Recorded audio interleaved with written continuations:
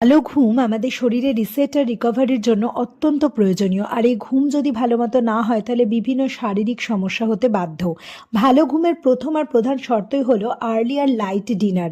রাতের খাবার 7:30 থেকে 8টার মধ্যে কমপ্লিট করতে হবে এবং রাতের খাবার হতে হবে হালকা সহজপাচ্য। রাতের খাবার যদি দেরি করে খাওয়া হয় বা খাবার যদি গুরুপাক হয় তাহলে সেটা হজম করতেই আমাদের শরীরের সমস্ত এনার্জি খরচ হয়ে যায়। ফলে শরীর ঠিকমতো রিসেট আর রিকভারির সুযোগ পায় না এবং আমাদের ঘুম ব্যাহত হয়। ঘুমের আগে 1 গ্লাস ঈষদুষ্ণ গরম জল বা 1 কাপ ক্যামোমাইল টি বা হার্বাল যে কোনো রকম টি খাবার হজম হতে সাহায্য করে, আমাদের নার্ভাস সিস্টেমকে শান্ত করে, ফলে আমাদের ঘুম ভালো হয়।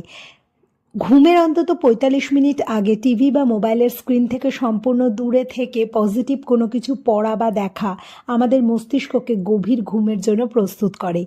ঘুমের আগে 2 মিনিট শান্ত হয়ে চুপচাপ বসে ডিপ ব্রিদিং বা ভ্রামরী প্রাণায়ামের অভ্যেস আমাদের সারাদিনের চিন্তাভাবনার জটকে কাটাতে, মনকে স্থির শান্ত করতে সাহায্য করে এবং তার সঙ্গে আমাদের ঘুমের কোয়ালিটিও খুব ভালো করে।